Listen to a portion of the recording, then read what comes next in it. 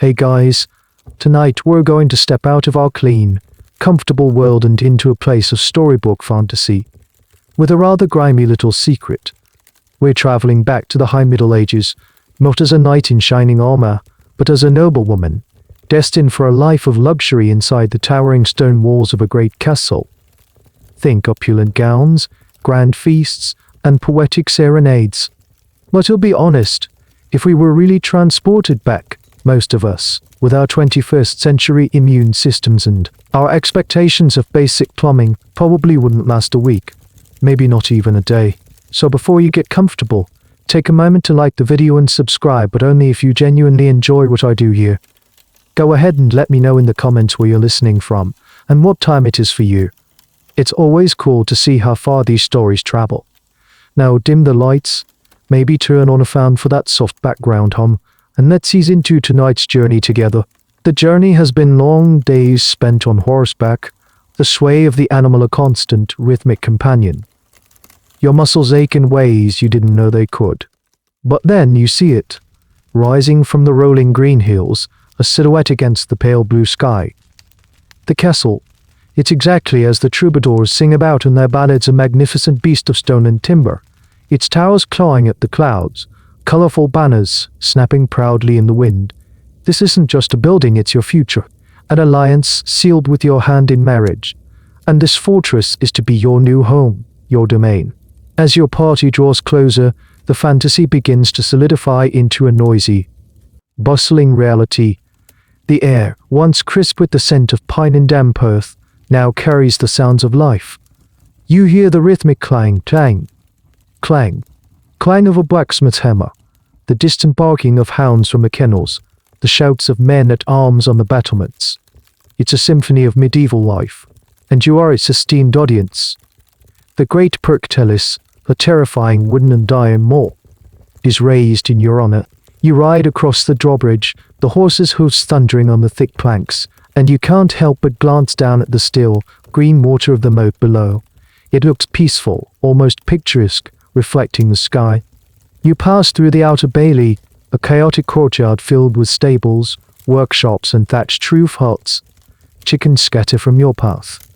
A stable boy, face smudged with dirt, gawks at your fine traveling clothes before being shooed away by a guard. Everything is earthy, real. More real than the tapestries depicting heroic hunts and courtly love. Historians still debate, whether the primary function of these magnificent structures was purely defensive, or if they were, first and foremost, powerful statements of status and political dominance. Looking up at the sheer scale of the keep, the central, most fortified tower, you feel it's undeniably both. It's a shield and a megaphone projecting power for miles around. Finally, you dismount in the inner courtyard. Your legs feel like jelly, but you force yourself to stand tall to project the grace and dignity expected of your station. The lord of the castle, your future husband, a man you've only met through miniature portraits and political correspondence, comes forward to greet you. He looks older than his portrait, his face weathered, but his smile seems genuine enough. Servants rush forward to take your horse and your belongings. You are led towards the great hall, the heart of the castle. The doors are immense, made of heavy oak banded with iron. As they swing open, a wave of warmth and sound washes over you. A massive fire roars in a central hearth, its smoke curling upwards towards a hole in the ceiling. The air is thick with the scent of wood smoke, roasting meat, and something else. Something vaguely sweet and musty. The floor isn't cold, hard stone as you'd imagined. It's covered in a thick layer of dried reeds and sweet-smelling herbs, a practice known as laying rushes. You're told they keep the stone floors warmer and soak up spills. A clever invention, you think. For now, you take a hesitant step onto the springy surface. It feels strange beneath your soft leather shoes. Your new life has begun. And every detail so far, from the soaring walls to the soft trestle of the rushes underfoot, feels like a dream made real. You are a lady of the castle, wrapped in the romantic fantasy you've heard about your entire life. You stand there for a moment, just inside the massive doors, letting your eyes adjust to the flickering torchlight. The scale of the great hall is breathtaking. The ceiling is a complex web of dark, smoke-stained beams, so high you have to crane your neck to see it properly. Long, heavy tapestries hang on the stone walls between the narrow, unglazed windows. They depict biblical scenes and heroic hunts in faded, earthy colors. You realize they aren't just for decoration, their thick wall must provide a crucial barrier against the bone-deep chill that radiates from the stone. Your host, your future husband, gestures with a proud sweep of his arm. "The very heart of our home," he says, his voice booming slightly in the cavernous space. He's not exaggerating. This one room seems to be the stage for all of castle life. At the far end, on a raised platform called the dais, is the high table reserved for you, him, and any honored guests. Below, long trestle tables are being set up by servants for the evening meal. Hands, sleek and muscular, lounge near the central hearth, occasionally snapping at each other over a discarded scrap. A group of men in the corner are loudly playing a game with dice, their laughter echoing off the stone. You see a scribe meticulously copying a document at a small, slanted desk near a window, trying to catch the last of the daylight. This isn't just a dining room, it's an office, a court, a living room, and as you'll soon learn, a dormitory for a good portion of the castle's inhabitants. As you walk further into the hall, following your host towards the dais, you notice that initial scent of wood smoke and herbs is complex. There are other notes in the air, a layered aroma that your mind struggles to parse. There's the savory smell of roasting meat from the kitchens, yes, but underneath it, something else. A faint, cloying sweetness mixed with a sour, almost fermented tang.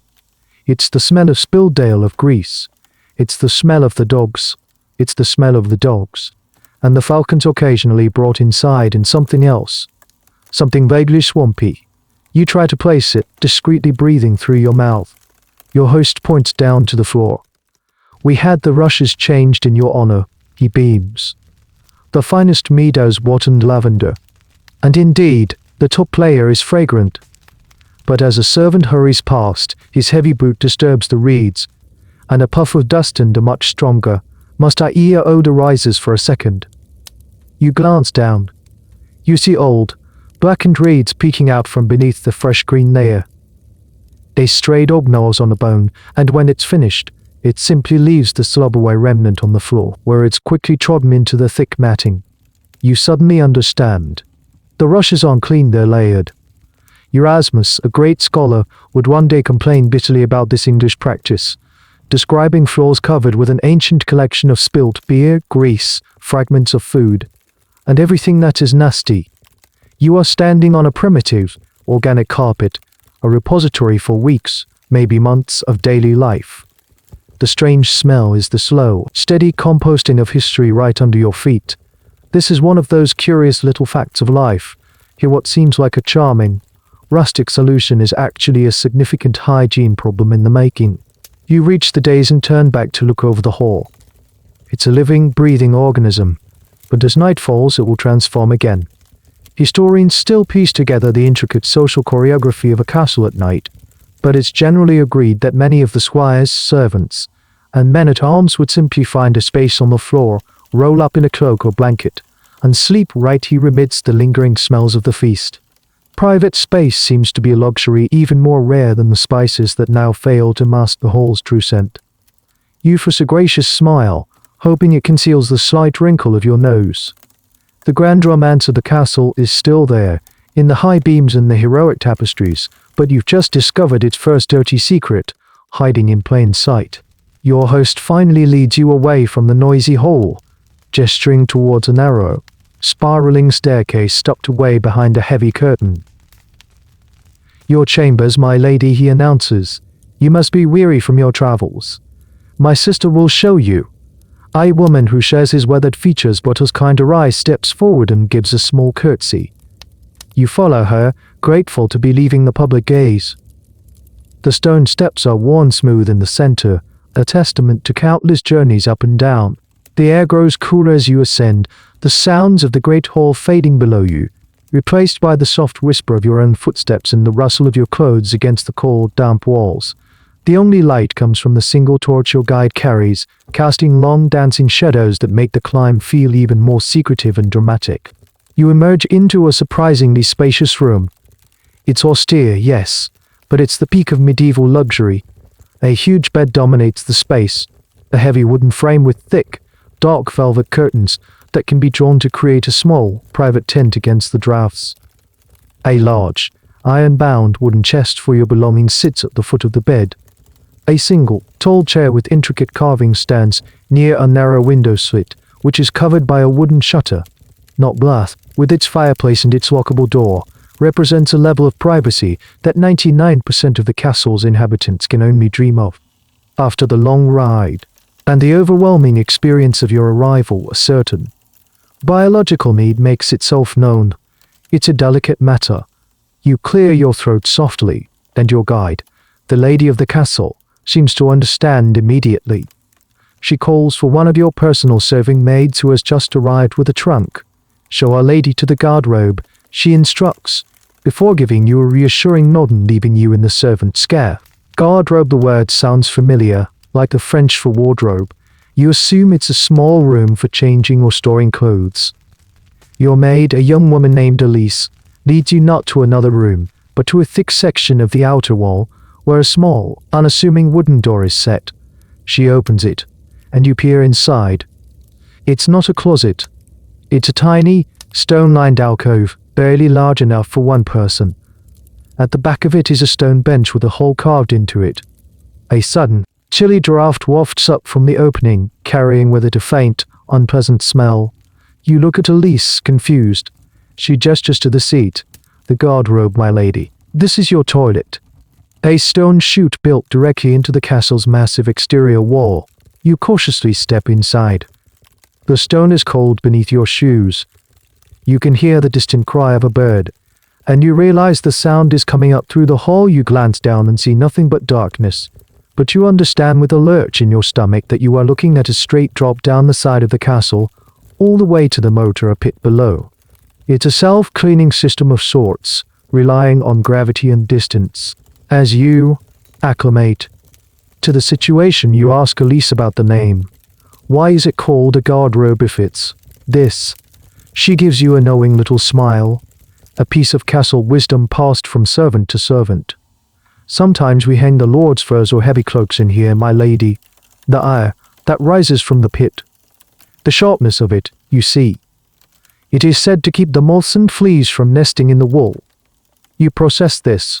They use the ammonia fumes from raw sewage as a natural pesticide for their most expensive garments. The name isn't a euphemism, it's a statement of secondary function. Historians will debate for centuries whether this was a widely held, effective practice or simply a convenient folk belief to justify storing clothes in the smelly street part of the castle. Right now you just find it profoundly, shockingly practical.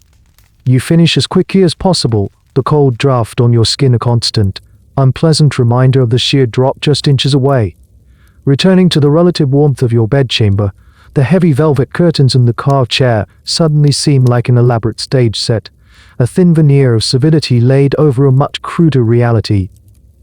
That little stone room, with its draught and its smell and its terrifying ingenuity, feels more honest. It's a chilling introduction to the unvarnished truth of castle life. Your beautiful new home has a very direct, very efficient way of dealing with its secrets. The bedchamber, which only moments ago felt like a sanctuary of privacy, now seems different. Your senses are on high alert. You notice the way the torchlight flickers, how the drafts snake in from beneath the heavy door and through the cracks in the window shutter. You think about the garderobe, that cold, lonely stone perch, and wonder if that's the only option. What does one do in the middle of a freezing winter night? Or when sick, what about those moments when you don't have time for a trip down a dark corridor to a tiny closet in the wall? Elise, your maid, seems to read your mind again. She must be used to seeing this look on the faces of newcomers. With a quiet efficiency, she moves towards a piece of furniture you had previously admired but not fully understood. It's a handsome wooden armchair, taller than the others, with a high back and enclosed sides. It almost looks like a throne. The wood is dark and polished, with elegant carvings along the arms. It seemed like a place of honor, perhaps for receiving guests in the privacy of your chambers. Elise lifts the hinged seat, and the chair's true purpose is revealed with startling clarity. Beneath a padded cushion is a gaping hole, and nestled within the frame of the chair is a ceramic pot, glazed on the inside with a small handle. It's a chamber pot cleverly disguised within an elaborate piece of furniture. This is a commode chair or a closed stool. It is, you realize, the height of indoor plumbing technology for your new era. This is the luxury alternative to the windy garderobe. Elise explains its use as if she were describing a piece of embroidery. A lady of your station would use the commode chair here, in the relative comfort of her own room. To grant a semblance of privacy, a small curtain or screen might be drawn around it. Or not. Sometimes life just carried on. You try to picture it sitting on this ornate commode while your maids bustle about the room, mending clothes or stoking the fire. It's a jarring image. The concept of using the toilet as a solitary, private act seems to be a modern invention. Here, it's just another bodily function, no more inherently private than eating or sleeping. What's even more bizarre is the social aspect Elise alludes to. It was not unheard of, she hints, for a high-ranking lord or lady to continue receiving visitors or dictating letters while seated on their commode. The act was so normalized that to excuse oneself might be considered more disruptive than simply staying put. Historians find countless anecdotes confirming this, like the French King Louis XIV, who would later hold entire court meetings from his chaise pierced chair. It's a level of multitasking that is both impressive and deeply unsettling. The line between public and private life isn't just blurred, it's practically non-existent, even in the most intimate moments. The pot itself is called a jerry or Jordan, and once used, it becomes the responsibility of a specific servant. Elise gestures to the pot. When you are finished, a maid will come, remove the pot from its housing, cover it, and carry it away. And carry it away, and carry it to the nearest garderobe to empty it down the chute, or simply to a window to be unceremoniously dumped into the moat below. You think back to the green, picturesque quarter you saw from the drawbridge. It seems much less picturesque. You look at the commode chair again. It's a paradox. It represents status and convenience. You don't have to brave the cold corridor. But it also represents a startling lack of privacy and an intimate reliance on your servants for the most basic of tasks. The chair sits there silent, thrown like monument to the fact that in this castle, even in your own bedroom, you are never truly alive and now part of a servant's daily chores. This ornate piece of wooden pottery is your first real lesson in the intricate, and often uncomfortable, social web of your new home. The first morning light filters weakly through the cracks in the wooden shutters. It's a dim, grey illumination, not the bright, cheerful dawn you're used to. You stir in the massive bed, cocooned within the heavy velvet curtains. For a moment, you forget where you are. The unfamiliar chill in the air and the faint, lingering smell of wood smoke and damp stone quickly remind you. This is your new life. You are the lady of this castle. You part the bed curtains, expecting a quiet, solitary moment to start your day. Instead, you find you are not alone. Two of your ladies in wait in the room, quietly stoking the fire, their movements practiced and silent. Elise, your personal maid, stands patiently near the bed holding a small pitcher of water and a linen cloth. The moment your eyes open, she curtsies. Good morrow, my lady. There is no concept of a snooze button here. Your day begins the moment you are awake, and it begins with an audience. This is the ritual of the levee, the formal waking undressing of a high-status individual. While it would reach its most theatrical heights in later royal courts, the essence of it exists right here, right now.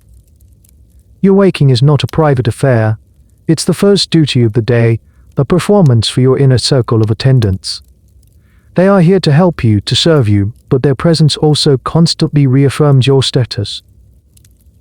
Elise steps forward with the pitcher. The water is cold. She pours a small amount into a basin, and you perform a cursory wash of your hands and face. This is your morning bath. There is no soap as you know it, perhaps just a piece of rough linen to scrub with. The full-body bath is a rare, complex event, not a daily routine. This quick splash is meant to refresh you, to wash away the sleep from your eyes.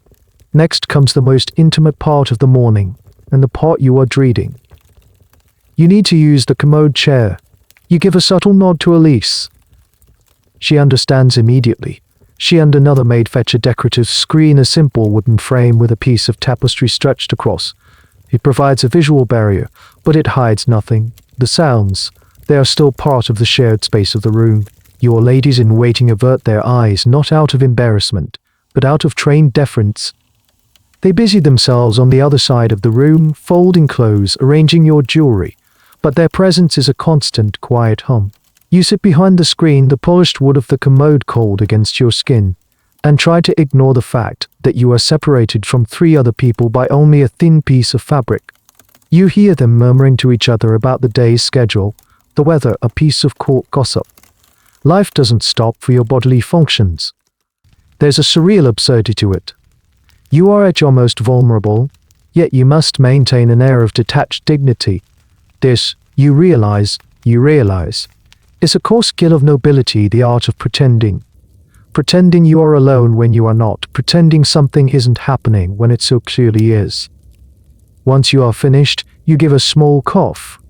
Elise approaches, discreetly and efficiently removes the ceramic pot, covers it with a cloth, and carries it from the room with the steady gait of someone performing a routine task a dozen times a day.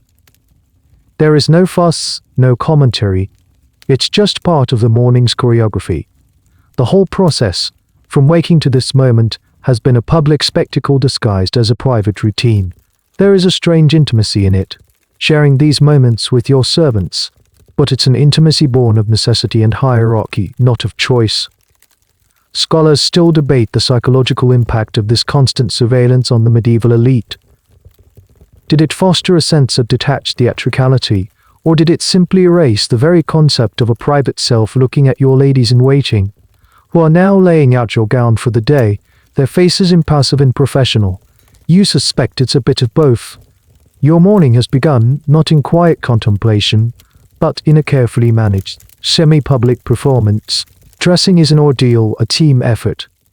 You stand like a doll while Elise and another maid maneuver the layers of fabric over you. First, a simple linen chemise against your skin. Then, the kirtler, a long fitted undertunic. Finally, the gown itself, a magnificent creation of deep blue wool, heavy and voluminous. The sleeves are so long they almost touch the floor, and the skirt pulls around your feet in luxurious folds. It's cumbersome and heavy, a wearable statement of wealth that announces you don't need to perform manual labor. It is, in essence, the beautiful prison of fabric. As you get accustomed to your new life, you start to understand this elaborate costume has a secondary, far more practical function that no one ever speaks of. It's a tool for discretion. The castle is large, but its facilities are few and far between. The garderobes are often located in inconvenient towers. The commode chair is in your private chamber, which you might be away from for hours at a time. So what happens during a long feast, a lengthy sermon in the chapel, or while watching a tournament in the tilt yard? You learn the secret from observing the other high-ranking women. You see it in a subtle shift of posture, a momentary stillness, the careful arrangement of a skirt. The vast, layered skirts of your gown are not just for show, they are a portable privacy screen. In a moment of urgent need, a lady could simply stand still, perhaps near a wall or in a less crowded corner, and with the help of a trusted lady-in-waiting who would act as a lookout and a screen, make use of a small, personal chamber pot held discreetly beneath the swirls of fabric. It's a shocking thought at first, but you quickly see the grim logic. It's a desperate solution to a design flaw in your luxurious life. The chamber pot, once used, would be deftly taken by the maid, perhaps concealed in a basket or under a cloak, to be emptied at the first opportunity.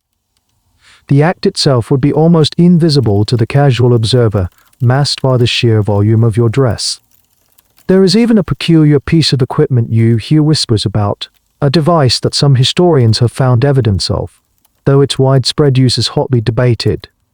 It's a sort of elongated, gravy boat-shaped ceramic vessel, supposedly designed specifically for this purpose, allowing a woman to relieve herself while standing, with less risk of spillage. It's nicknamed Bière de Louis. The name allegedly comes from a famously long-winded French priest, Louis Biardolui, whose sermons were so lengthy that ladies of the court began bringing these devices to church, hidden in their muffs, so as not to miss a moment of his pious lecturing. Whether the story is true or apocryphal, it speaks volumes about the very real problem a noblewoman faced. One afternoon, during a long diplomatic meeting in the Great Hall, you feel the need arise. The nearest garderobe is a cold, drafty walk away. Your chambers are 2 spiral staircases up. You catch Elise Sesai, a silent, panicked message. She understands. With the calm poise of a general, she steers you towards the heavy tapestry on the far wall. Under the pretense of admiring the stitchwork, you turn your back to the room. Elise stands close, her own body and skirt sagging to the shield. Discreet operation takes less than a minute. You return to your seat, your face a mask of serene composure, your heart pounding. No one noticed, or, if they did, they were polite enough to ignore it. You realize this, the unspoken agreement of courtly life. Everyone is aware of the logistical challenges, and everyone conspires to maintain the illusion of effortless grace. Your magnificent gown, a symbol of your high status, is also your co-conspirator in these small and dignified but necessary deceptions. You are learning to navigate the world, not just with etiquette and diplomacy, but with a new, secret kind of spatial and sartorial awareness. Your body might be a prisoner of circumstance, but your clothes are becoming your tool for a small, desperate kind of freedom. Tonight is a grand occasion. A neighboring baron and his retinue have arrived for a feast to celebrate your marriage alliance. The Great Hall, which is already a hub of constant activity, has been transformed into a theater of overwhelming abundance. The trestle tables groan under the weight of food. There are whole roasted swans, their feathers reattached for presentation, glistening suckling pigs with apples in their mouths, and enormous trenchers of bread overflowing with spiced stews. The air is thick with a cacophony of smells, a century as old that you are slowly, reluctantly, becoming accustomed to. You sit at the high table on the dais, a place of honor, next to your husband. From here you have a perfect view of the entire spectacle. Minstrels play lutes and pipes in a corner, their melodies almost drowned out by the roar of conversation and laughter. Jugglers toss knives near the central hearth, their movement deft and dangerous. The sheer volume of it, all the noise, the people, the food is intoxicating and exhausting in equal measure. But it's the smell that commands your attention. The initial wave is glorious, the rich aroma of roasting meats, the warm scent of baking bread, the sweet perfume of expensive spices like cinnamon and clove that have been liberally sprinkled on almost every dish. Spices are a sign of immense wealth, a way to show off a host's ability to procure goods from the furthest corners of the known world. They are used not just for flavor, but to mask other, less pleasant taste, particularly the taste of meat that is beginning to turn. As the evening wears on, however, this opulent perfume begins to mingle with the whole's permanent, underlying bouquet. The heat from the roaring fire and the crush of bodies amplifies every scent. The musty, slightly sour smell of the rushes on the floor gets kicked up by shuffling feet and wrestling dogs. The dogs gorging on scraps thrown from the tables add their own distinct aroma to the mix. Then there's the smell of the people themselves, hundreds of them, packed into one space, most of whom have not had a full body bath in weeks or months. The sweating back and forth from the kitchens, the stale scent of unwashed wool and leather, the faint but pervasive smell of bad teeth. You try to focus on the conversation, on the diplomatic niceties, but it's a constant battle. You watch as a nobleman, deep in a story, laughs heartily and spits a piece of gristle onto the floor, where a waiting hand snaps it up. You see another guest use the back of his hand as a napkin before wiping it on the tablecloth. Table manners are a work in progress. While the nobility have certain codes of conduct, the reality is often messy. The fork has not yet been widely adopted in England. People eat with their fingers, a shared knife, and a spoon for broths. And then you smell it. A sharp, ammoniac whiff that cuts through the other odors for just a moment. You glance towards a shadowy corner near the entrance, and you think you see a page boy discreetly relieving himself against the stone wall. No one else seems to notice or care. The castle is vast, but it is also a container, and tonight it contains everything. The lines are showing on a bone at your feet. A lord is wiping his greasy hands on the fine linen tablecloth, and the very air you breathe is a thick soup of perfume, food, sweat, and waste. There's a curious detail that historians point to the position of the kitchens. They were almost always in a separate building or a distant part of the castle, connected by a covered walkway. This was primarily for fire safety, but you can't help but think it was also a futile attempt to quarantine at least once source of overwhelming sensory input. You take a small sip of wine, the spiced flavor a welcome distraction. You bring the goblet close to your nose, inhaling the scent of cloves and honey, creating a tiny, temporary shield against the olfactory chaos of the room.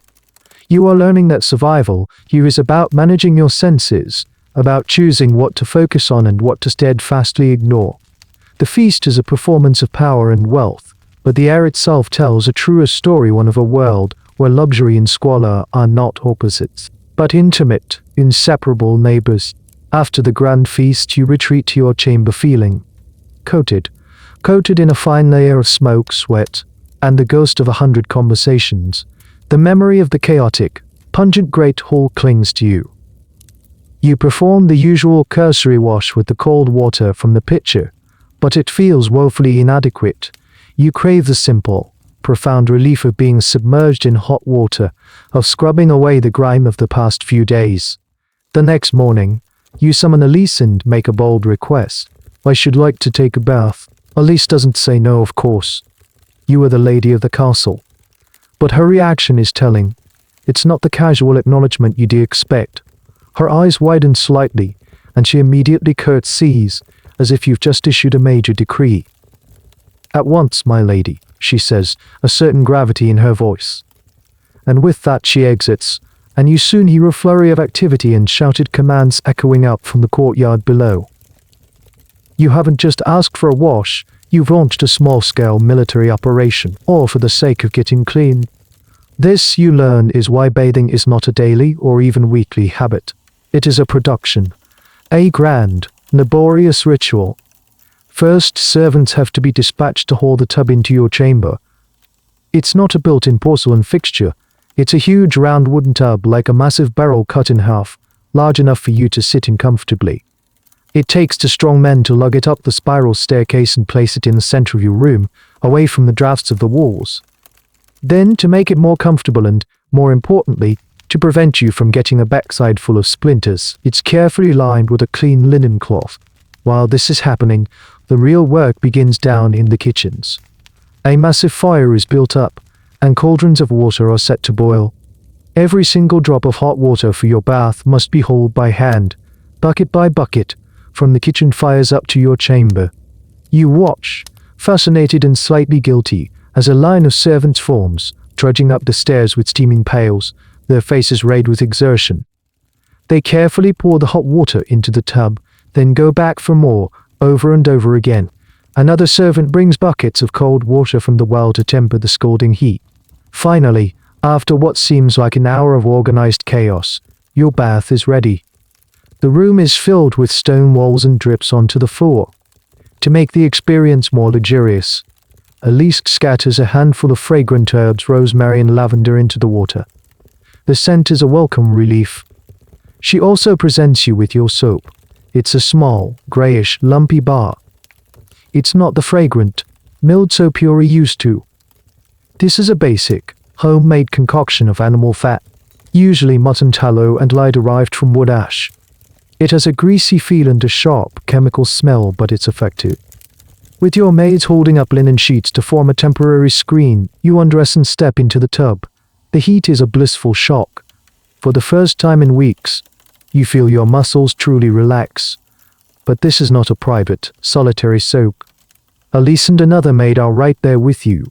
They help you wash your hair, scrubbing your scalp with a harsh soap. They wash your back.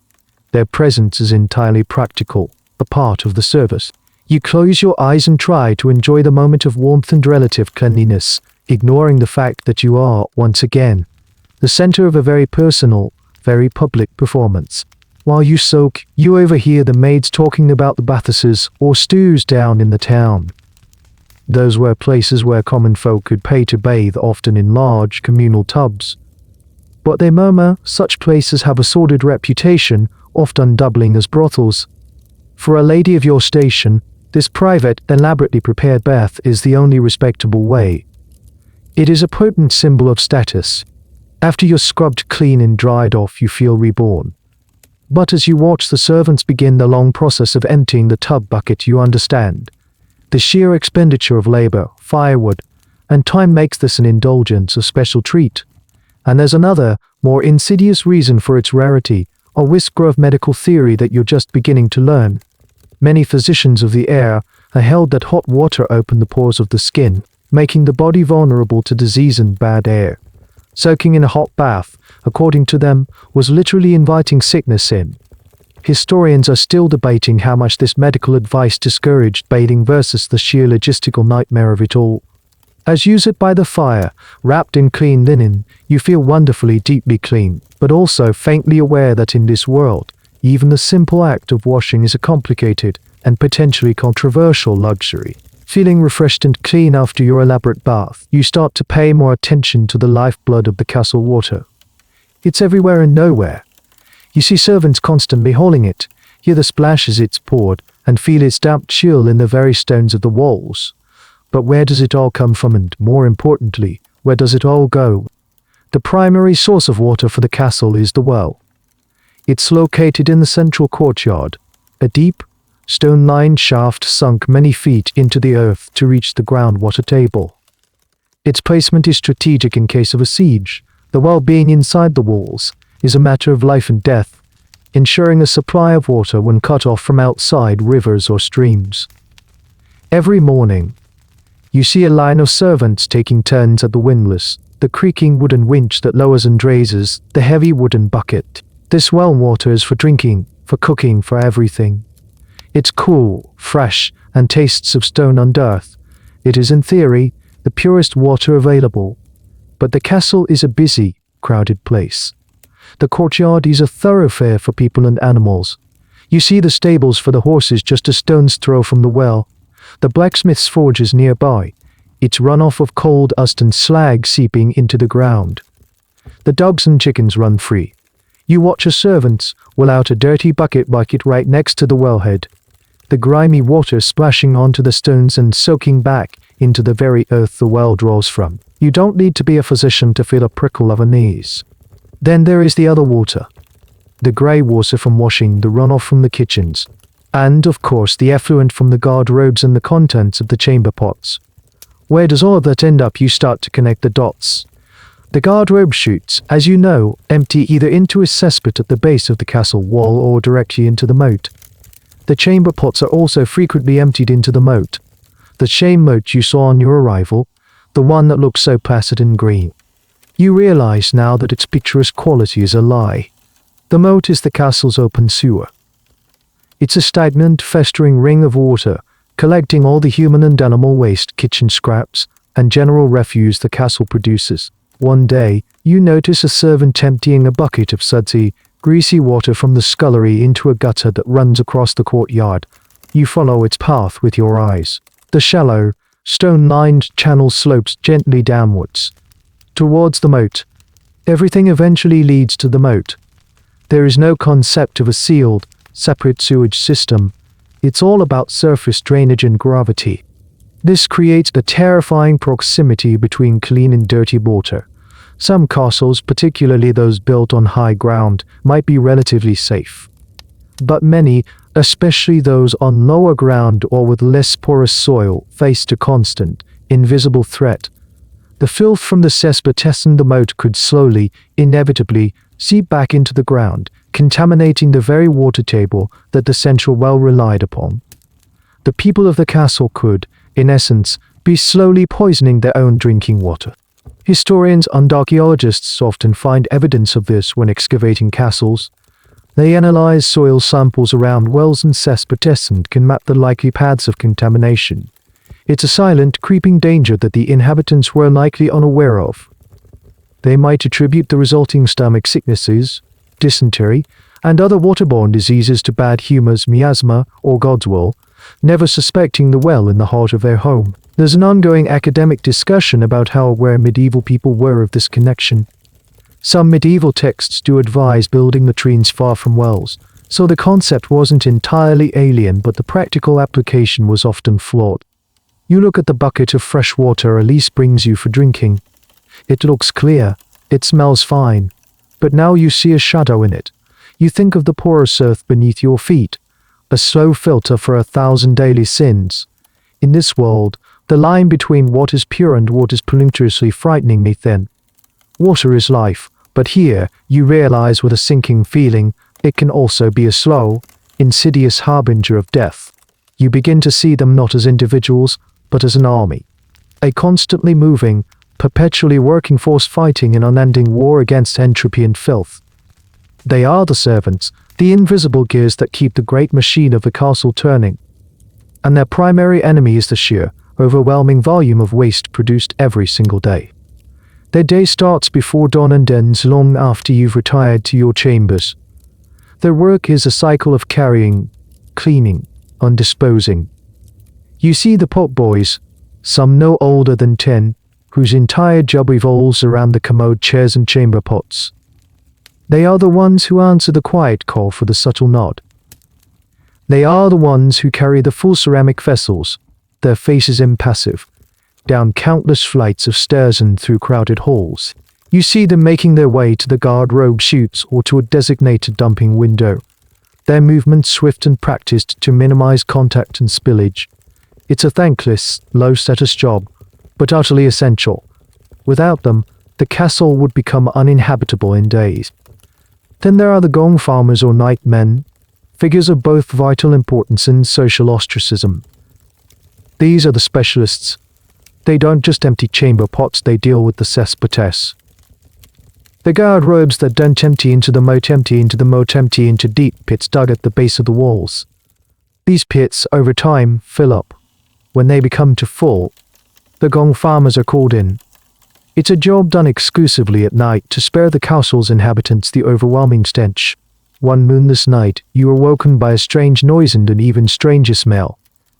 You go to your window's shutter and peek through a crack. Below in the courtyard, by the flickering light of a few torches, you see them. A small team of men, their lower faces wrapped in cloth, are gathered around the base of one of the towers. They have opened the sealed cap of a cesspit. One man is being lowered down into the darkness on a rope, armed with a bucket and a shovel. The stench that wafts up, even to your high window, is breathtakingly foul. It's a physical presence in the air. The man in the pit shovels the raw, concentrated sewage the gong into the bucket, which is then hauled up and dumped into a waiting cart. They will work all night, excavating months, sometimes years, of accumulated human waste. It's a dangerous job. The fumes could be intoxicating, even lethal. The pit could collapse. It's also one of the few jobs that was surprisingly well paid, a form of medieval hazard pay. Historians have found records of payments to gong farmers that show they earned a significant sum for a single night's work, far more than a typical laborer. Their work was disgusting, but it was a skilled trade of a sort, and its value was recognized. The next morning the pit is sealed, the men and their cart are gone, and only a faint, lingering odor remains. The gong they hauled away would be taken to fields outside the castle walls, where it was sometimes used as fertilizer, a perfect, if pungent, example of the medieval recycling ethos. Nothing was truly wasted. You also watch the servants responsible for the great hall floor. You see them scatter new, fresh-smelling herbs over the rushes, a cosmetic touch-up. But you rarely see them undertake the monumental task of clearing the entire floor. When they do, it's an epic undertaking. All the furniture is removed, and the servants descend with pitchforks and shovels, literally forking out the compacted, rotting, months-old layers of rushes, bones, grease, and filth. And a fresh foundation of reeds is laid. The hall smells wonderfully clean for a day or two, before the cycle begins anew. You look at Elise, at the pot boys, at the maids scrubbing laundry with their bare hands in caustic solutions. Their lives are a constant, intimate struggle with the grime that your high status life produces. They live in a world of smells and substances you are shielded from, yet their work is what makes your shielded life possible. They are the silent, uncelebrated hygienists of the medieval world, waging a daily battle that can never truly be won, only fought to a stalemate until the next sunrise. The assault on your nose is relentless. You find yourself unconsciously holding your breath as you walk through certain corridors, or subtly turning your head away when someone leans in too close to speak. You realize that to survive here with your sanity intact, you need to build a defensive perimeter. Not of stone, but of stone, but of stone, but of scent. You need to create a small, portable bubble of pleasant aroma to carry with you through the castle's olfactory minefield. This is where the art of personal fragrance becomes not a luxury, but a necessity, a form of breathing armor. Elise, ever attentive, shows you the tools of this gentle warfare. The first and most important is the pomander. It's a small, ornate metal bowl, often made of silver or gold, chased with intricate designs. It's hinged and opens up to reveal several segments, like a tiny, metallic orange. You are meant to fill these segments with solid perfumes, fragrant substances that will slowly release their scent throughout the day. Elise brings you a selection of ingredients. There's ambergris, a waxy, musky substance from the belly of a whale, worth more than its weight in gold. There's musk from the glands of a musk deer, civet from a civet cat, intensely animalistic scents that are both pungent and strangely alluring. Then there are the more familiar, comforting smells: dried lavender flowers, powdered cloves, cinnamon sticks, dried rose petals, and blocks of fragrant resins like frankincense and myrrh. You learn to mix them, creating your own signature scent. You pack the fragrant paste into your pomander, click it shut, and hang it from a chain around your waist or on a necklace. As you walk, the warmth of your body gently heats the metal, and a little cloud of your chosen fragrance envelops you. It's your personal shield. When a particularly foul odor drifts your way, you can lift the pomander to your nose and inhale deeply, a moment of fragrant respite. Then there are the sachets, small bags of fine linen or silk, filled with dried herbs and flowers. You learn to tuck these into the folds of your clothing, inside the sleeves, or amongst the linens in your storage chests. They impart a subtle, clean scent to your garments, a constant, no-level defense against the ambient smells of the castle. It's a small comfort, but a vital one. When you pull on a gown in the morning, the faint scent of lavender is the first pleasant sensation of the day. You also notice how liberally perfumes are used to scent objects in the air itself. Before a guest arrives in your chambers, Elise might throw a handful of dried rosemary onto the hearth fire. The burning herbs release a plume of sharp, clean-smelling smoke that temporarily overpowers the room's usual mustiness. Water used for washing hands before a meal is often scented with rose petals. The concept isn't to eliminate bad smells that's seen as an impossible task, but to overwhelm them with better ones. It's a constant layering of scent upon scent. A curious little tidbit you pick up is the use of casting bottles. These were small, ornate flasks with a perforated top like a salt shaker. They were filled with fragrant rosewater, or orange flower water, and a host might ceremonially sprinkle the hands of their guests, or even the room itself, as a gesture of hospitality and refinement. It was the medieval equivalent of offering a hot towel or spraying air freshener.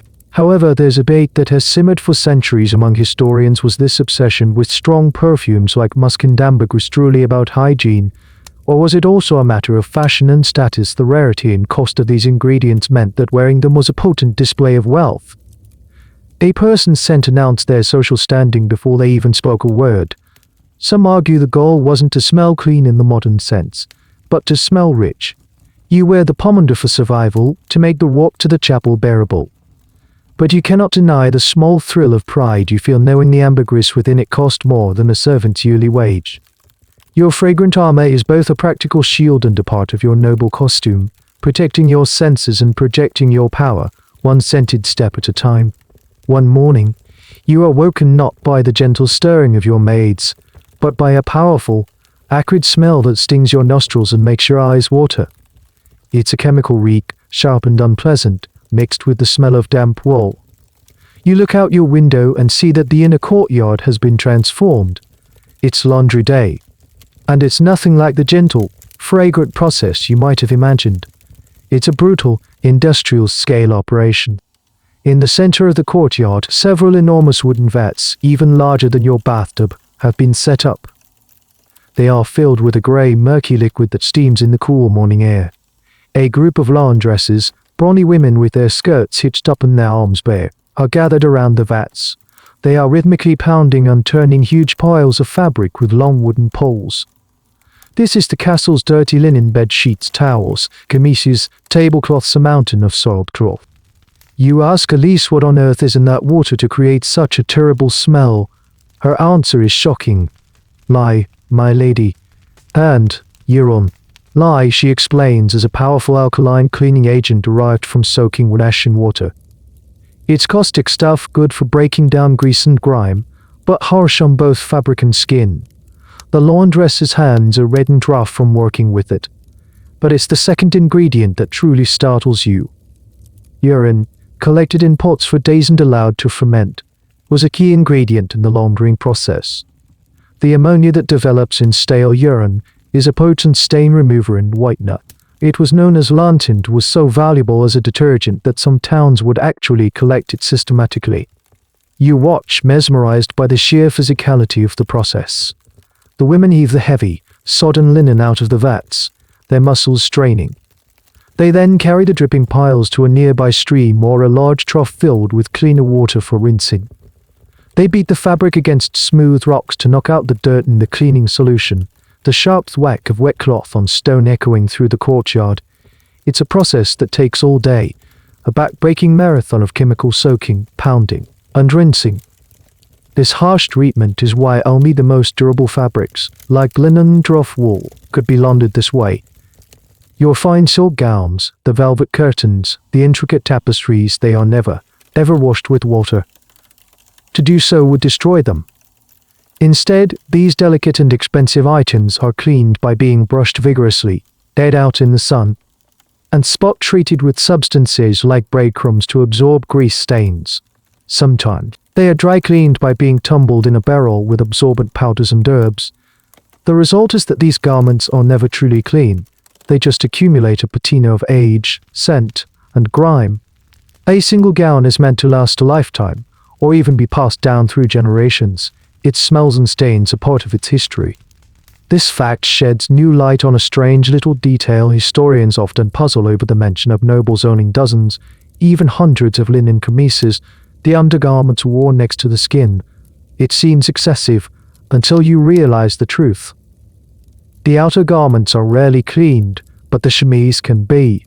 So the medieval concept of cleanliness was to frequently change the linen layer that touched your body, effectively creating a barrier between your clean self and your dirty, expensive outer clothes. The state of your linen was the true measure of your personal hygiene. You look down at your own luxurious woolen gown. It's beautiful, a deep crimson.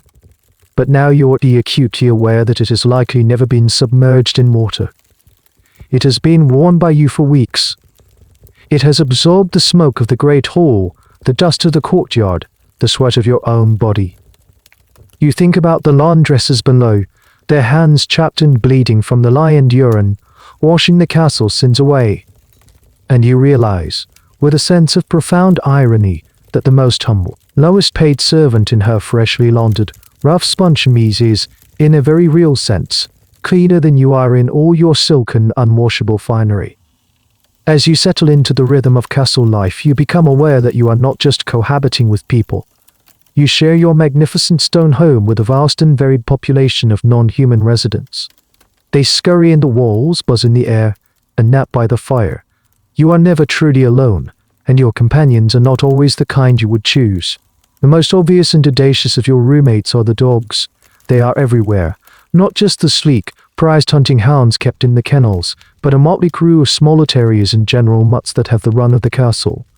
They sleep in the great hall, patrol the kitchens for scraps, and often follow you right into your bedchamber, curling up on a rug near the fire as if they own the place. They are tolerated, even petted, because they serve a purpose. They are immobile, barking alarm systems, and more importantly, they are voracious rodent catchers. The constant presence of dogs is the first line of defense against the rats and mice. And the rats are a legion. You hear them at night, a faint scratching and scurrying sound from behind the tapestries and within the thick stone walls. They are drawn by the same things that sustain the humans: the food stores, the kitchen waste, the dropped scraps in the rushes of the great hall. The rushes, you realize, are a perfect environment for them, a warm, food-filled, multi-layered paradise. Sometimes, in the dead of night, you see a shadow dart across the moonlit floor, a sudden explosion of barking and scrabbling, sometimes ending in a triumphant squeak. You are grateful for the dogs, even if they do smell and occasionally steal a piece of bread from the table. Then there are the smaller, more intimate pests, the ones that live not just in the castle, but on its inhabitants. Fleas are a simple fact of life. The rushes on the floor are teeming with them. The dogs are crawling with them. And inevitably, they find their way to you. You feel the telltale itch on your ankle or your arm. The ladies of the court have various methods for dealing with them. Some wear a so-called flea fur, a small pelt of a stoat or marten worn around the neck. A rather dubious one is that the fleas will be attracted to the warm fur and leave the lady's skin alone. Whether this actually worked or was just a fashionable accessory is a point of contention for costume historians. Lice are another common affliction, nesting in the hair of rich and poor alike. Frequent combing with fine-toothed combs made of bone or ivory is the primary method of control. Delicizing becomes a social ritual, a task performed by a lady-in-waiting or a servant. It's an intimate, practical act, devoid of the shame it might carry today.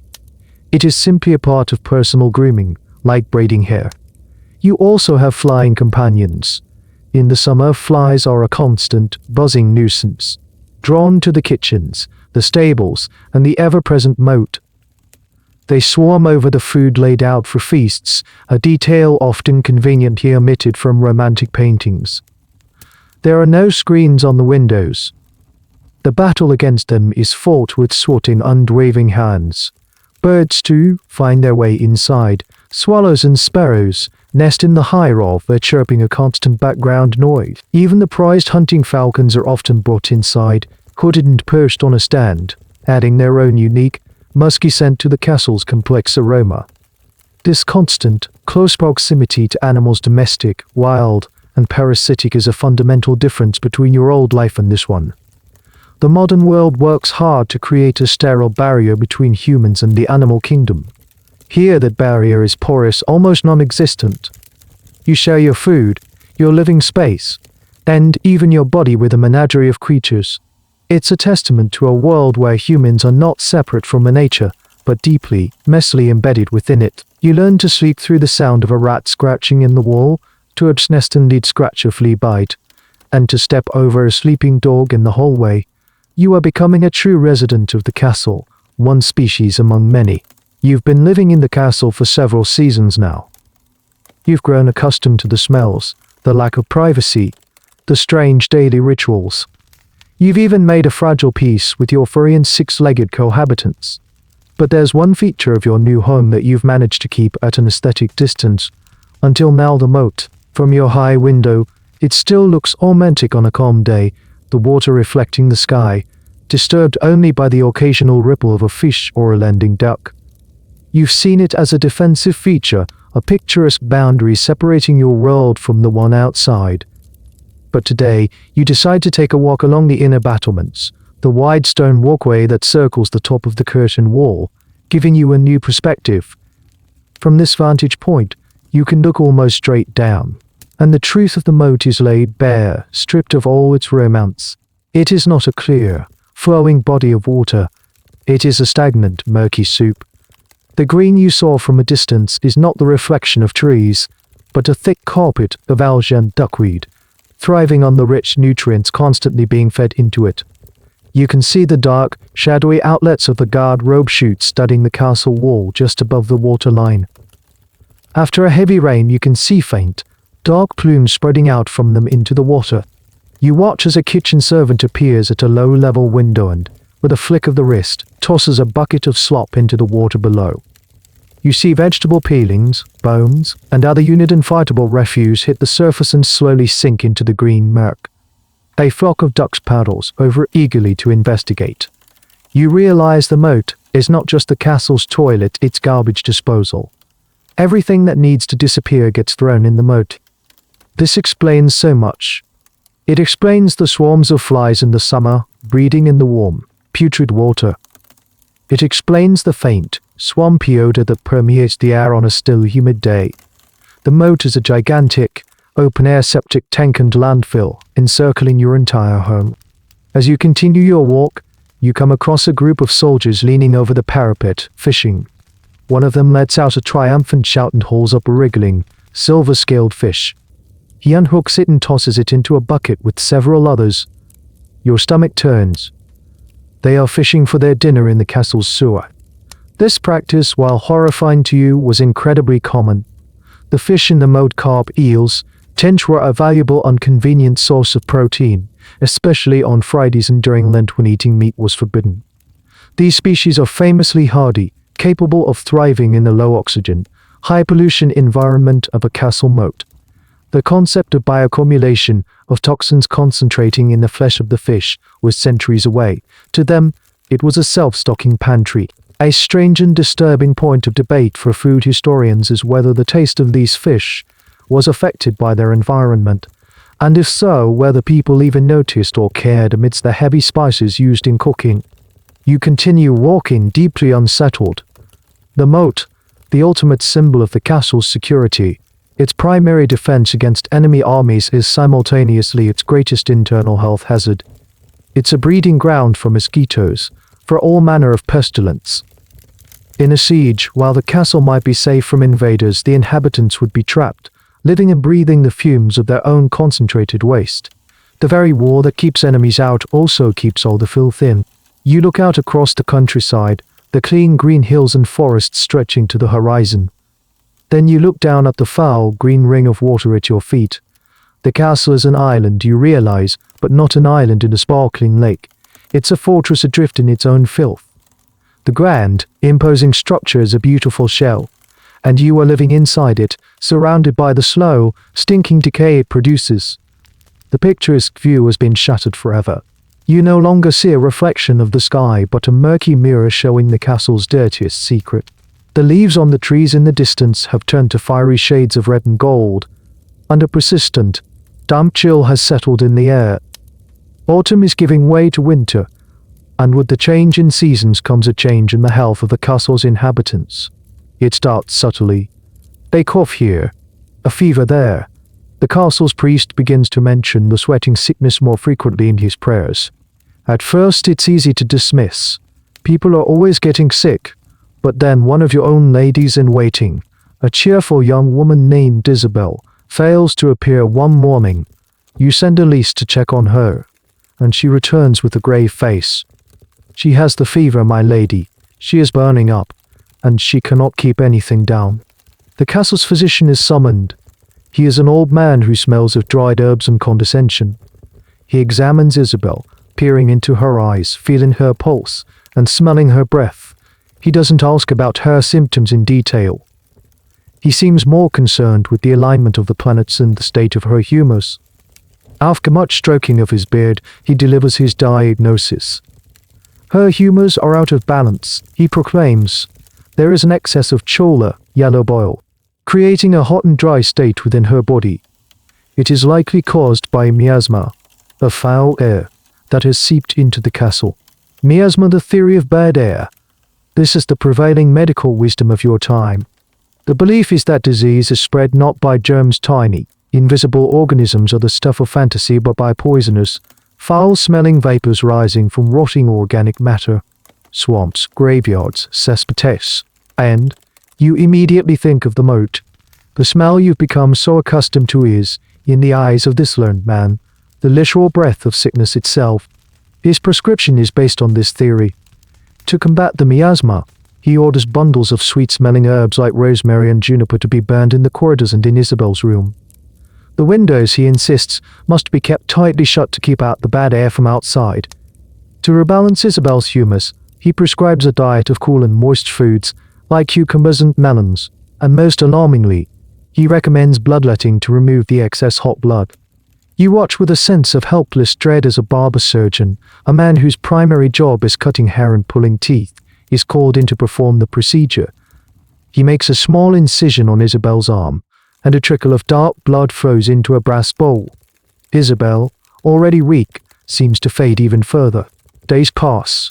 The burning herbs do little more than add another layer to the castle's complex smell. Isabel grows weaker.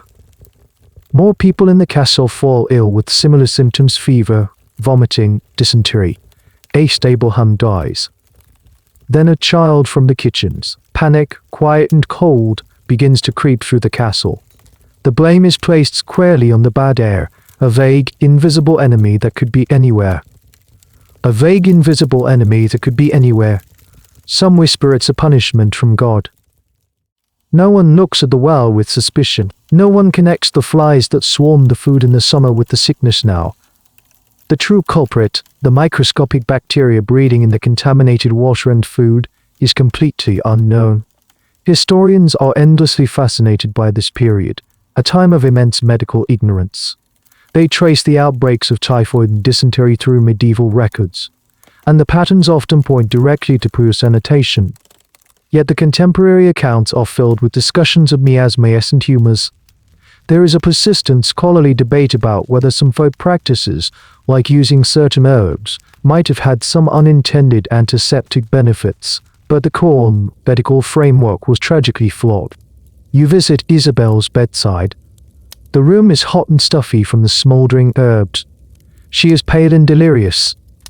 You hold a cool, damp cloth to her forehead, a small, useless gesture of comfort.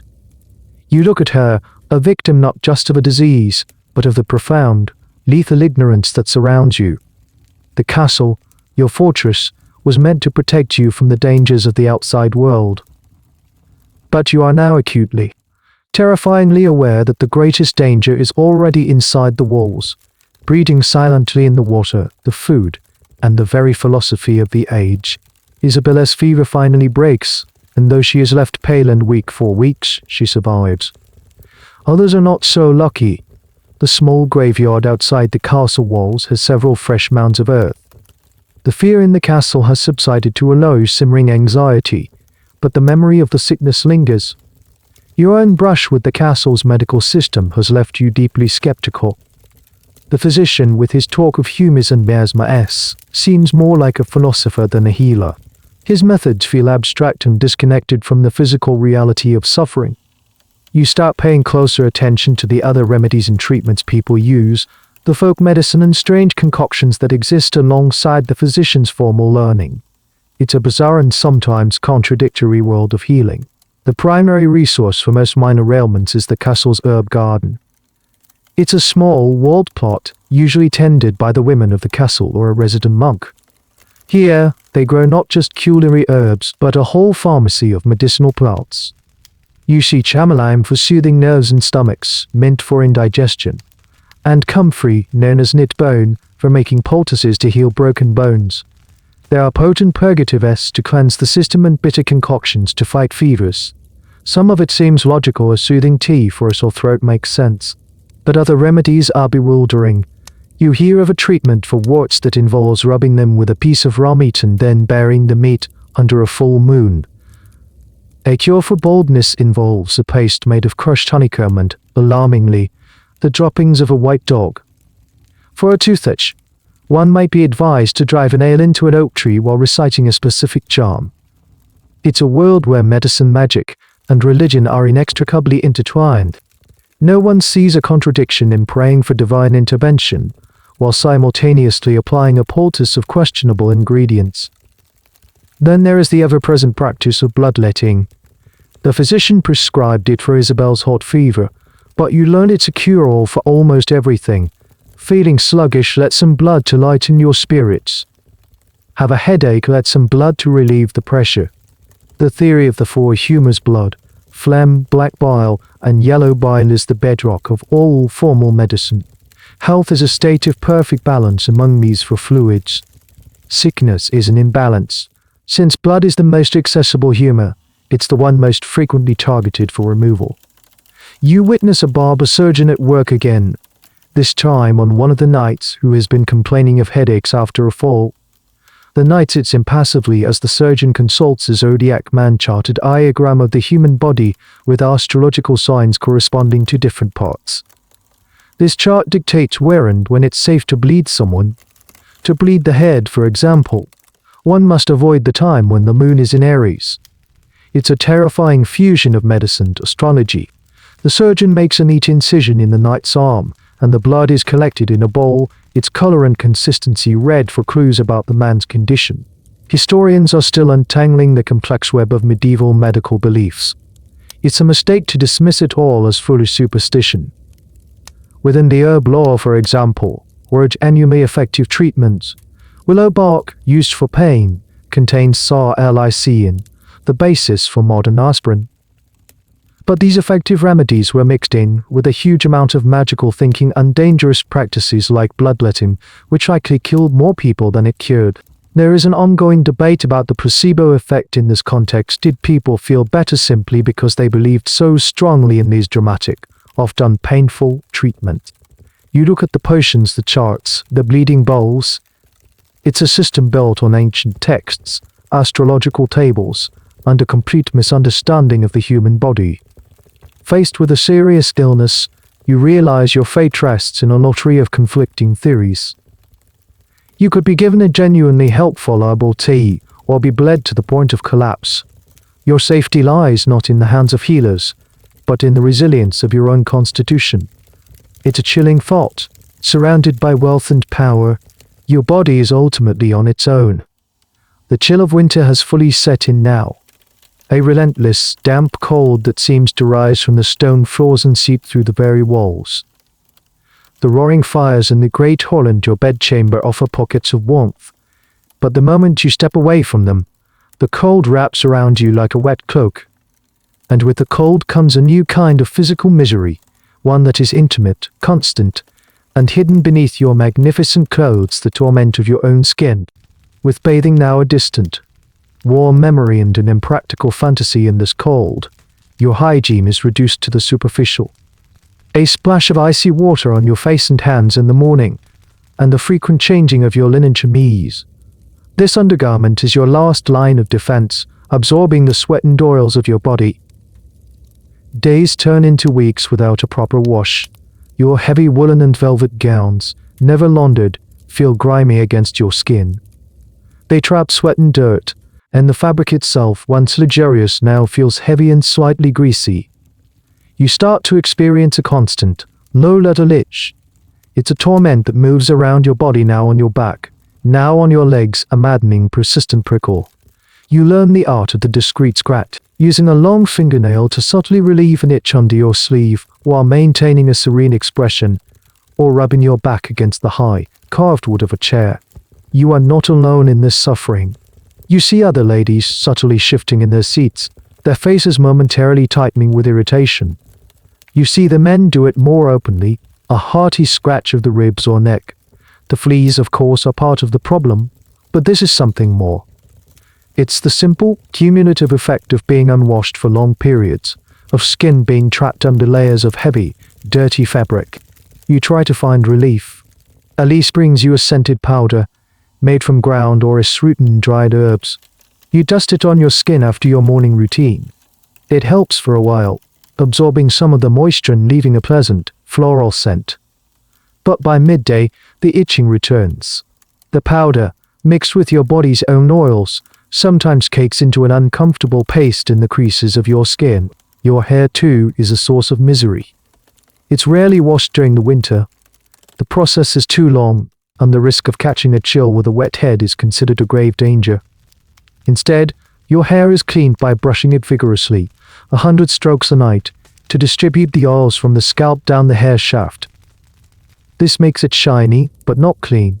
To combat the uneasiness and smell, you use dry powders, like fine wheat flour or cornstarch, dusted onto the roots to absorb the oil, and then brushed out.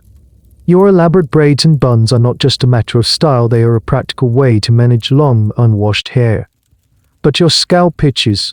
You develop a new appreciation for the fine-toothed delicizing combs, not just for lice, but for the simple, satisfying relief of a thorough scratch. Historians who study material culture and the history of the body often discuss this sensory world of the past. They argue that we can't understand history without trying to imagine what it felt like. What was the feeling of rough, unwashed wool on constantly irritated skin? How did the weight of the clothes affect one's posture and movement? There's a particular academic interest in the psychological effects of this constant discomfort. Did it contribute to a higher tolerance for pain and physical misery, or was it a source of persistent, low-grade stress? One evening, sitting by the fire, the itching on your back becomes unbearable. You call Elise and, in the privacy of your chamber, you ask her to scratch it for you. She does so, her fingers firm and practiced. It's a moment of pure, undignified, exquisite relief. As she does, she murmurs about a concoction the kitchen maids use, an ointment of pig lard, infused with calendula flowers, said to soothe irritated skin. It's a humble, greasy remedy, a world away from your expensive orris root powder. The next day you ask for some. It smells faintly of bacon, but it works. In this small, greasy pot, you find more comfort than in all your noble perfumes. It's another lesson in the castle's paradox. The things that provide true, physical relief are often the most common, the most earthly, and the furthest removed from the glittering performance of your rank. As winter deepens, a strange transformation begins to occur within you. It's not a physical change, but a perceptual one. The smells that so assaulted your senses upon your arrival, the musty rushes, the smoky hall, the faint but ever-present undertone of the moat, they are beginning to fade. Not because they are gone, but because you are getting used to them. You walk into the great hall for the morning meal, and your nose no longer wrinkles. You smell the bread, the ale, the wood smoke, but the complex, foul symphony underneath it all has receded into the background. It has become the normal atmospheric condition of your life. You can now sit through a long feast without consciously battling the urge to hold your breath. You can engage in conversation with a nobleman whose own personal aroma is a potent blend of horse, sweat, and unwashed wool, and you don't even flinch. This phenomenon is what modern scientists call olfactory fatigue, or nose blindness. It's the brain's remarkable ability to filter out constant, unchanging smells in order to remain alert to new, potentially dangerous ones. For you, it's a necessary psychological adaptation for survival. To live in a constant state of sensory disgust would be maddening. Your brain, in an act of self-preservation, is simply turning down the volume on the world's pervasive stench. You see this adaptation in everyone around you. They seem utterly oblivious to the smells that would send a modern person reeling. They conduct their lives with a placid acceptance of their aromatic environment. You watch as a lady in waiting drops her embroidery needle into the rushes on the floor. She kneels down, rummages through the dirty, fragrance drawer, finds her needle, wipes it on her sleeve, and continues her work without a second thought. The floor is not a source of revulsion to her, it is simply the floor. This psychological numbness extends beyond smell. It applies to the entire concept of dirt. You see a cook in the kitchen shape a loaf of bread with hands that you know have not been washed with soap all day. You watch a servant girl offer you a cup of wine, her fingernails edged without comment. The modern obsession with sterility and the invisible world of germs is completely absent. Dirty is a visual concept, not a microbial one. It's generally considered fine. Historians and sociologists who study the past often grapple with this concept.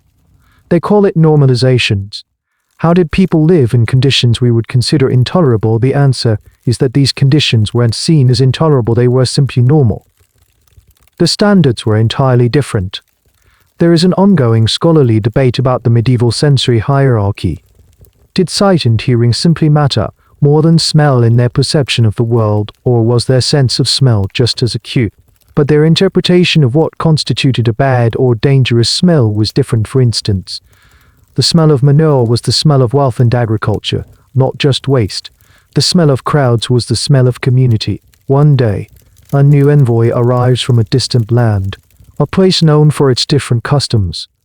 As he is led into the great hall, you see it on his face, the same subtle wrinkling of the nose, the slight widening of the eyes that you yourself experienced months ago. He is polite, of course, a trained diplomat, but for a fleeting moment, you see the whole through his fresh, unaccustomed senses. You are suddenly, briefly, aware again of the thick, heavy air, the scent of the dogs, the mustiness of the rushes. The smell is still there. It hasn't changed. You have. The realization is both a comfort and a little sad. You have assimilated. You have built the necessary calusas on your senses. You are no longer an outsider, horrified by the grime. You are a part of this world, breathing its air, accepting its reality. You have achieved a kind of peace with the filth, not by conquering it, but by succumbing to it, by letting your own mind render it invisible. It's a strange, quiet victory in the ongoing war for your own sanity. The world outside your window has become a stark, monochrome landscape of grey skies and bare, skeletal trees. Ice has formed a solid sheet over the moat, and a fine, persistent dusting of snow covers the courtyard. Winter is no longer coming, it is here, and its grip is absolute. A predator that stern corridors and slips through every crack and crevice. Your beautiful castle has transformed into a giant, inefficient icebox. The daily routines, already challenging, now become trials of endurance. And no routine is more dreaded than a trip to the garderobe. That small, stone closet in the outer wall, which was merely drafty and unpleasant in the summer, has become a chamber of pure torture. The stone seat is so cold it feels like it burns your skin. But the real horror is the wind. A savage, relentless wind that howls up the chute from the frozen world below. It's a direct, icy blast from the heart of winter, finding the most vulnerable parts of you with unerring accuracy. The experience is so shockingly cold that it takes your breath away. You learn to be incredibly efficient, to hold your breath and get it over with as quickly as humanly possible. Private battle against the elements, one that leaves you shivering and miserable. The commode chair in your chamber is a slightly better option, but it comes with its own set of winter problems. The ceramic pot, sitting in the unheated part of the room, is icy cold, and once used, the contents can freeze solid before a servant has a chance to empty it. You hear the maids complaining amongst themselves about the difficulty of scouring frozen pots, of the risk of the ceramic cracking. Even the act of emptying the pots becomes more hazardous. Tossing the frozen contents from a window now risks creating a dangerous, foul-smelling icicle on the wall below or a treacherous, slippery patch in the courtyard. The term for this hazard, yellow ice, is whispered with a mixture of dark humor and genuine concern. The well-ordered system of waste disposal, already precarious, begins to break down under the assault of the cold, unreceiving slab of ice. The castle is in a way constipated. The waste has nowhere to go. It piles up in designated corners of the bailey, frozen heaps that will release their full, horrifying stench with the first thaw of spring. You spend most of your days huddled as close to the fireplace as etiquette allows. The great hall is a geography of temperature. Near the central hearth is a bubble of life and warmth. 10 feet away, the air is frigid. The tapestries on the walls, which seemed like decoration in the summer, now reveal their true purpose. They are insulation, a vital barrier against the weeping, bone-chilling cold of the stone. You wear every layer of clothing you own, not for fashion, but for survival. Fur linings, it all helps, but the cold is insidious. One of the more peculiar cold weather phenomena, a tidbit that fascinates social historians, is the concept of the communal bed. While you, as the lady of the castle, have your own private, curtained bed, many of the servants and even some of the higher-ranking members of the household would often share beds simply for warmth. It wasn't necessarily sexual, it was practical. The body heat of 2 or 3 people under a pile of furs and blankets was a significant source of heat in a world without central heating. Privacy was a luxury that was readily sacrificed for the simple, biological need to not freeze to death. You lie in your own grand bed at night, cocooned by the heavy velvet curtains, a small brazier of coals warming the air inside your little fabric tent. You can hear the wind howling outside, a lonely, mournful sound. You think of the guard on the battlements, his face numb with cold. You think of the servants, huddled together for warmth in a drafty attic. And you think of the garderobe, that brutal little stone room, waiting in the darkness. Survival is measured in the smallest of victories: a warm spot by the fire, a hot cup of mulled wine, and avoiding a trip to the toilet for as long as you possibly can. The first thaw of spring is not the gentle, poetic event you might imagine. It's a messy, smelly, and chaotic affair. The pristine white snow melts into a brown, slushy mess in the courtyards. The ice on the moat groans, cracks, and breaks apart, revealing the murky, foul water beneath. And as the world outside awakens, so does the castle's ecosystem of filth, now supercharged by the rising temperatures. The most immediate and overwhelming change is the smell. The frozen piles of waste that have been accumulating all winter begin to thaw and decompose with a vengeance. A powerful, white stench of decay rises from the corners of the bailey and from the moat itself. The castle, which had been in a state of frozen preservation, now exhales the pent-up foulness of the last 3 months. The miasma, the bad air that the physician warned of, feels thick and heavy, a palpable presence you have to walk through. With the warmth comes the flies. They emerge as if from nowhere, a buzzing black swarm that seems to celebrate the return of rot. They are everywhere in the kitchens, in the great hall, in your bedchamber. They are drawn to the thawing waste, the stables, the moat, and the food. Feasts become a constant battle of swatting and waving. A thin film of drowned flies coats the surface of any unattended cup of wine or ale. You watch in disgust as a fly lands on the roasted pig at the center of the table, cleans its legs, and then walks across the glistening skin. The others at the table seem completely unconcerned. The rushes on the floor of the great hall, which were horrible when dry and frozen, are now a damp, swampy mat. The melted snow and mud tracked in from outside, combined with spilled drinks and food, create a sodden, decomposing mess underfoot. The smell is earthy and sour. It's the smell of a compost heap. The dogs love it, roll in a filth with joyous abandon. You learn to pick up your skirts carefully as you walk, trying to avoid the worst of the muck. This period, the transition from winter to summer, was known to be a particularly dangerous time for health. The sudden release of decomposing matter and the explosion of the fly population led to a sharp increase in diseases like dysentery and typhoid, what they would call spring fevers. The connection wasn't understood in microbial terms, but the correlation was obvious enough that people dreaded the first warmth as much as they welcomed it. You also rediscover the misery of your unwashed gowns, but with a new, warm weather twist. The heavy woolen velvet that were a comfort in the winter are now stifling. The fabric doesn't breathe. In the heat of a crowded hall, you feel sweat trickling down your back, trapped under the layers of cloth. The feeling of being constantly, damply grimy returns with a vengeance. The powders and perfumes you use feel sticky and cloying in the humid air. One afternoon, seeking a breath of fresh air, you climb the stone steps to the top of the keep. The breeze is a relief. You look down at your domain. The castle is a hive of activity. The gong farmers are busy with the now accessible cesspits. The servants are beginning the monumental task of mucking out the winter's accumulation of stable waste. It is a frantic, belated spring cleaning. A detail that military historians often debate is the strategic timing of sieges. Some argue that attacking a castle in late spring or summer was advantageous, not just because of the weather, but because the internal sanitary conditions of the besieged fortress would deteriorate so rapidly in the heat, potentially sickening the garrison faster than any weapon could. You look down at the moat. A servant is emptying a chamber pot into it from a window. The contents create a brief, dark cloud in the green water. A moment later, a bubble of gas, likely methane from the decomposing sludge at the bottom, rises to the surface and pops, releasing its foul breath into the warm air. You feel a wave of nausea. The summer, with its promise of sunshine and long days, also promises a new season of stench and sickness. The beauty of the blooming world outside the walls is a stark, cruel contrast to the festering reality within. The king has decided to move his court. It's a common practice.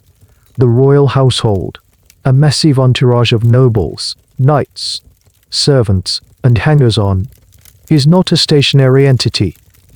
They move in a great procession from one royal castle or manor to another, a practice known as a progress.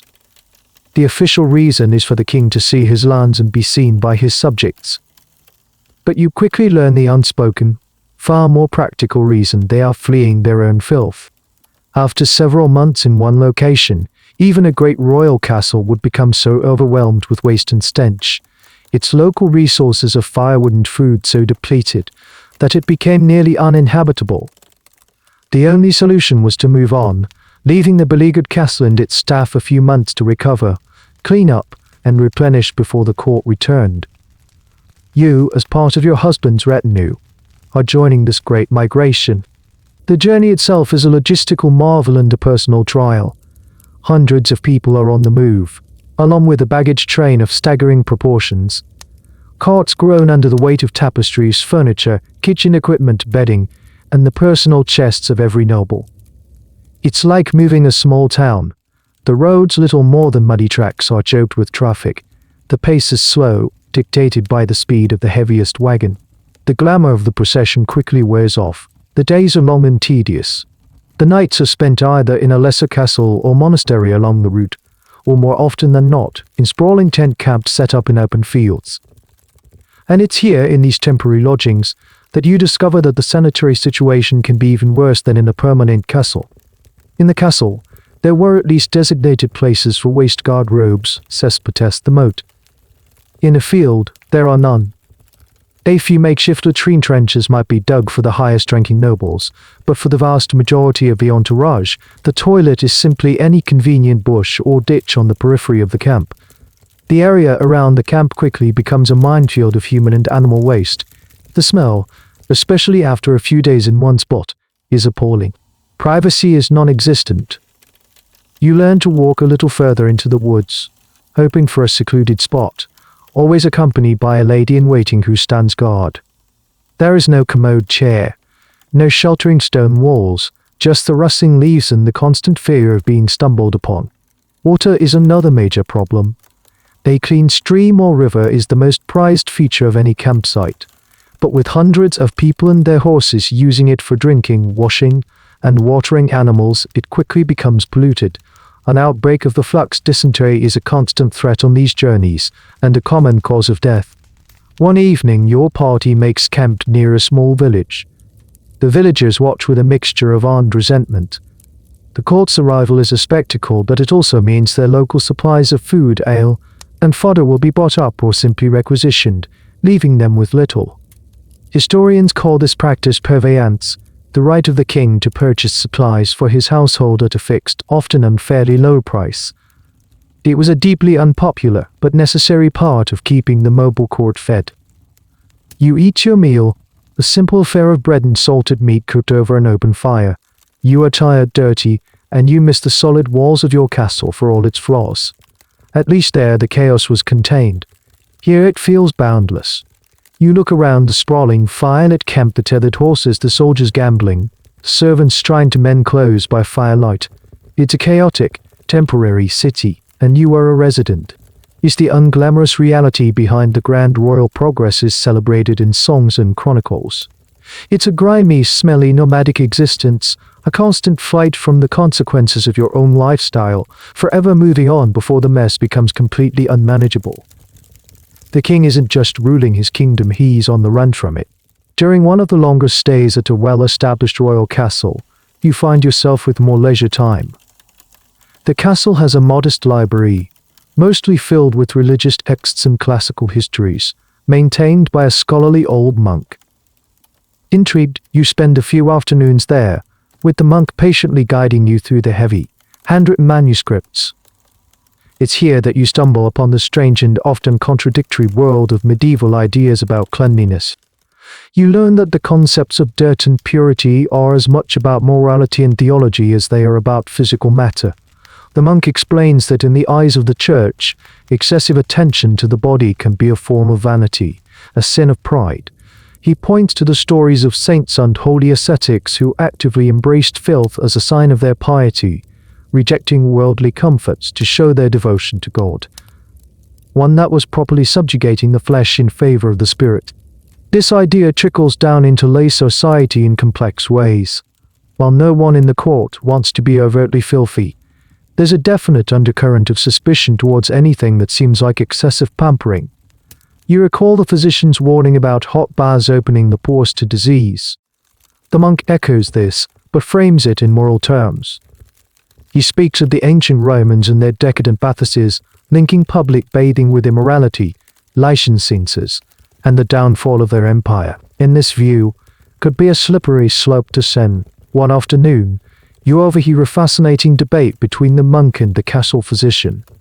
The physician, armed with his Greek and Arabic medical texts, argues for the importance of maintaining the body's humoral balance through diet, exercise, and occasional careful washing. He talks about the skin's need to breathe and the dangers of allowing corrupt effluvia to build up. The monk counters with scripture and the writings of the church fathers. He argues that the soul's cleanliness is paramount, and that the body is merely a temporary corrupt vessel. He concedes that basic hygiene is necessary to avoid being offensive to one's neighbors, but sees the physician's detailed, scientific approach as bordering on pagan vanity. This is the great, unresolved tension of the medieval mindset, a debate that historians are still exploring. How did people reconcile the practical need for hygiene with the religious ideal of asceticism? The answer seems to be a messy compromise. People lived in a state of cognitive dissonance, navigating between the medical advice of their physicians, the moral warnings of their priests, and the simple, smelly reality of their daily lives. You come across a passage in a medical text that advises washing clothes, but because foul-smelling garments can corrupt the air and offend the spirits of the brain. But then in a religious text, you read a passage praising a holy woman for wearing the same rough, unwashed tunic for years until it practically disintegrated. This confusion helps explain so many of the paradoxes you've witnessed. The obsession with fragrant perfumes to mask body odor exists, alongside a genuine fear of bathing too often. The fastidious changing of linen undergarments coexists with the wearing of perpetually dirty outer gowns. It's a pick-and-choose approach to hygiene, driven by a blend of folk wisdom, garbled medical theory, and deep-seated religious anxiety. You leave the library with your head spinning. You had thought clean was a simple concept, but here, it's a philosophical battleground. Is washing your hands a practical act of hygiene, or a symbolic ritual of purification? Is a dirty face a sign of poor grooming, or a mark of a humble spirit? There are no easy answers. You realize that your personal struggle with the castle's filth is a microcosm of a much larger, culture-wide struggle to define the proper relationship between the body, the soul, and the dirt of the world, and the outcome of that debate is written in the grime under your fingernails and the perfume on your wrist. During your time with the Royal Progress, you visit a variety of castles. Most are variations on a theme you know well: imposing stone, drafty halls, and questionable plumbing. But one day, the court arrives at a castle that is different. It's older, built on the foundations of a former Roman villa, and the lord who holds it is famously eccentric and fabulously wealthy, with a fascination for the ancient ways. Whispers circulate through the court as you are shown to your chambers. The servants speak of a marvel, a luxury so rare it's become the stuff of legend. This lord has a private, functioning bathish within his castle walls. Not just a wooden tub brought in on special occasions, but a permanent, dedicated suite of rooms for bathing. Your curiosity is overwhelming. Through a connection your husband has with the Lord, you are granted a tour of this marvel. The Lord himself, a man with a passion for his hobby, proudly shows you his creation. He leads you to a section of the castle you haven't seen, down a corridor lined with mosaics pieced together from the original Roman ruins. He opens a heavy wooden door, and you are met not with a gust of cold, damp air, but with a wave of pleasant, moist warmth. You step inside. You are in a changing room, an upholstered white atrium, the Lord explains, using the old Roman term. It's a warm, dry space with benches along the walls and niches for holding clothes. From here, another door leads into the heart of the bathish. The air becomes warmer and thicker with steam. This room, the tapestry, more warm room, is heated by a hypocaust system, a Roman invention the Lord has painstakingly tried to replicate. The floor is raised on small pillars of stone, and hot air from a furnace located in the basement is channeled through the space below, heating the floor and the very air in the room. The floor is warm beneath your shoes. It feels like magic. The Lord then points to the final room, the Caldaria, more hot room. This is where the bath itself is. It's not a wooden tub, but a small tiled pool sunken into the floor, filled with steaming water. The plumbing is ingenious. A lead pipe, a luxury in itself, brings fresh, cold water from a cistern on the roof, which is filled by rainwater and water hauled from the well. Another system of pipes brings hot water directly from a boiler heated by the furnace. A drain in the floor carries the used water away to a deep, stone-lined soak-away pit dug far from the castle's well. It is, by the standards you have become used to, a miracle of engineering and a breathtaking display of wealth.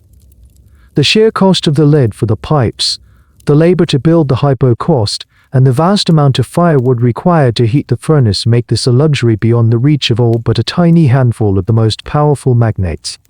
While you are marveling at this, the Lord mentions a curious historical tidbit. He says that while he adores the Roman technology, he has made one important modern improvement. He doesn't encourage the use of the strigil, the curved metal tool the Romans used to scrape oil and dirt from their skin. His priests have advised him that such a vigorous, naked scraping is unseemly and opens the body to moral and physical corruption. This perfectly encapsulates the medieval dilemma for the lost comfort in technology of the classical world, filtered through the lens of contemporary Christian morality. The existence of this bathos is a source of constant debate among historians. How common were such facilities? The consensus is not very. While the great Roman public baths fell into disuse and ruin after the empire's collapse, the tradition of private bathing never completely vanished, especially in areas with strong Roman heritage like Italy and parts of France. But in England, a functional hypo-cost bath in a medieval castle is an extraordinary rarity, a testament to a specific individual's wealth and antiquarian interests. It was not the norm. You leave the warm, steamy sanctuary and return to the familiar, chilly corridors of the main castle. The experience feels like a dream, a glimpse into a lost world of comfort and cleanliness. It highlights the reality of your own world, not as a primitive state, but as a civilization that has lost, forgotten, or deliberately rejected the technologies of its predecessors. The knowledge was there, buried in the ground and in old books, but for a complex mixture of reasons, cost, war, and a profound shift in worldview, it remained, for most people, tantalizingly out of reach. Your own wooden tub and chamber pot suddenly feel cruder than ever before. The years pass, seasons turn, royal progresses come and go, and the rhythms of castle life become as natural to you as your own breathing. You have navigated sickness and celebrations, freezing winters and fly-blown summers. You have learned the unspoken rules, the secret languages of glances and gestures, and the art of maintaining a serene and noble facade, no matter the circumstances. This, you have come to realize, is the ultimate skill of a high-born woman. Unyielding endurance. You can now sit through a 3-hour feast, feeling the persistent itch of a flea bite on your back, the discomfort of a full bladder, and the cloying mitching in witty, politically astute conversation with a visiting dignitary. You smile, you nod, you choose your words with care, your face a perfect mask of gracious composure. Inside, you are a turmoil of minor physical miseries, but none of it shows. You have mastered the art of dissociation, of separating your thinking, social self from your suffering physical self. You can wake in the pre-dawn chill, your breath misting in the air, and calmly proceed through the semi-public ritual of your morning routine without a flicker of self-consciousness. The presence of your maids during your most intimate moments no longer feels like an intrusion. It is simply the way things are. Their presence is a part of the architecture of your life, as solid and unquestioned as the stone walls around you.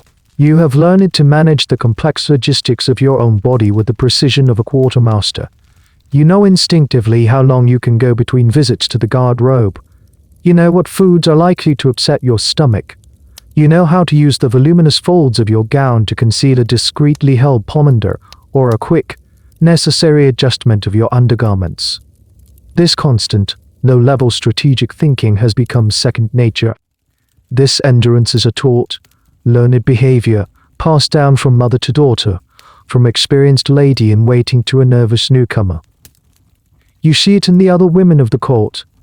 You see their quiet strength, their ability to withstand long hours of standing during ceremonies, to ride for days on horseback in uncomfortable clothes, to give birth in a crowded room with only rudimentary medical care. They are not delicate flowers. They are survivors, encased in silk and velvet. There is a strange unspoken camaraderie in this shared experience. A knowing glance exchanged with another lady across the great hall and a particularly pungent smell wafts through can convey a whole volume of shared understanding. You are all participants in the same elaborate, often uncomfortable performance. Historians who study gender in the medieval period often debate the nature of female power. Lacking direct political or military power, noble women wielded influence through other means, through their alliances, their children, their piety, and their management of the household. But perhaps their most fundamental power was this very resilience. The ability to endure, to maintain the standards of courtly grace and dignity in a world that was physically hostile to such ideals, was a feat of strength in itself. It was a silent, daily defiance of the filth and chaos. One evening, a young, newly married lady, fresh from her sheltered upbringing, is seated next to you at a banquet. She is pale and seems overwhelmed. She leans in and whispers, "My lady, how do you bear it, the noise, the smells?" You look at her, and you see the ghost of your former self, the bewildered girl who arrived at the castle gates all those years ago. You offer her a small, reassuring smile. You don't give her practical advice about pomme duress or breathing through her mouth. Instead, you give her the only true wisdom you have acquired. You do not notice it after a time. You say softly. You simply become a part of it, and you learn to carry your own small patch of stillness within you. In that moment, you understand your own transformation. You have not conquered the dirt and the discomfort. You have absorbed it. You have absorbed it. You have made peace with the fundamental dissonance of your life, the stark contrast between the ideal of nobility and the grimy reality of the body. You have learned to be a lady, a silent, graceful, enduring prisoner of your own magnificent, filthy castle. Years have passed.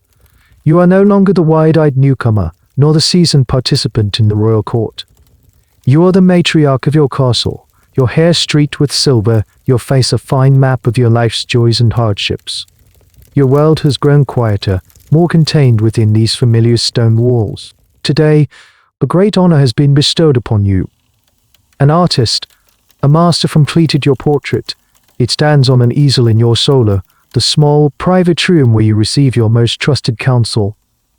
The painting catches the afternoon light, and it glows with an almost divine luminescence.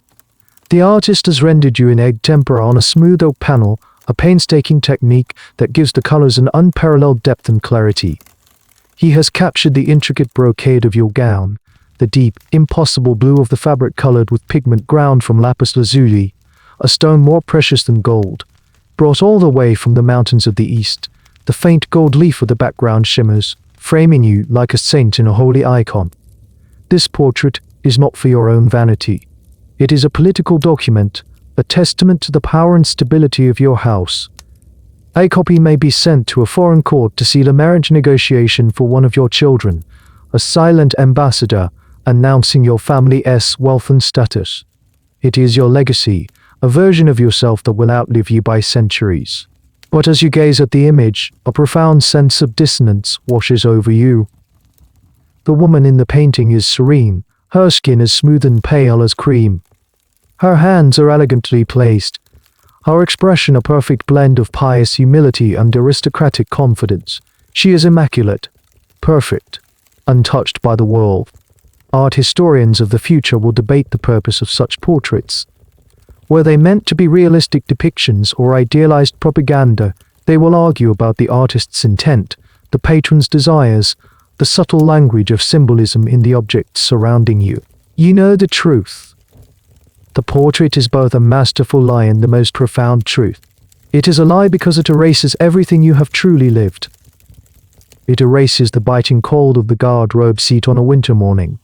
It erases the constant, maddening itch of flea bites beneath the magnificent bright hall after a feast, the sight of dogs vomiting on the rushes, the visceral fear of the sweating sickness. It erases the grime under your fingernails, the feeling of sweat trickling down your back in an unwashed gown, the memory of discreetly relieving yourself behind a tapestry, all the grit, the grime, the daily, grinding reality of your physical existence. It has all been painted over with luminous, expensive blue. And yet, it is the truth, because the woman in that portrait, with her unshakable composure and her serene gaze, is the woman you have forced yourself to be every single day. The painting doesn't capture the reality of your body, but it perfectly captures the reality of your performance. The endurance, the silent tolerance, the iron will require to project that image of effortless grace amidst the filth that was real. The portrait shows the mask, and you have learned that for a lady of your station, the mask is more important than the face beneath. The artist has not painted you, he has painted the role you played. You reach out and gently touch the smooth, lacquered surface of the panel. It is cool and unyielding. This is how you will be remembered. Not as a woman who itched and sweated and suffered, but as a creature of pure, serene nobility. The illusionary filter of history has been applied, and the result is beautiful and perfect and utterly, heartbreakingly false. And now, the story is over. The heavy oak doors of the castle swing shut, the sound fading into a gentle echo. The flickering torchlight softens, warms, and dissolves into a soft golden haze. You can let it all drift away now, like smoke rising from a distant chimney in the quiet twilight. The stone walls become translucent, the tapestries mere whispers of color, the murmur of the great hall fading into the peaceful silence of your own room. The world of silks and squalor, of pomp and pestilence recedes. It becomes a dream you are just beginning to leave behind. The memory of the cold stone floor is replaced by the comforting warmth of your own bed. The weight of the heavy velvet gowns melts into the gentle pressure of your blanket. The faint, imagined scents of wood smoke and lavender give way to the clean, familiar air of your own space. All that remains of the journey is a quiet sense of distance, the pleasant feeling of having traveled far away and returned safely home. There is nothing left to do, nothing left to see. The drawbridge is up. The guards are sleeping. The entire kingdom of the past has fallen silent, letting you drift on a quiet tide toward the shores of your own slumber. Let the last echoes of the story rock you gently. Let go of the day. You are safe. You are comfortable, and a deep, peaceful rest is waiting for you now. The end of the article. Good night.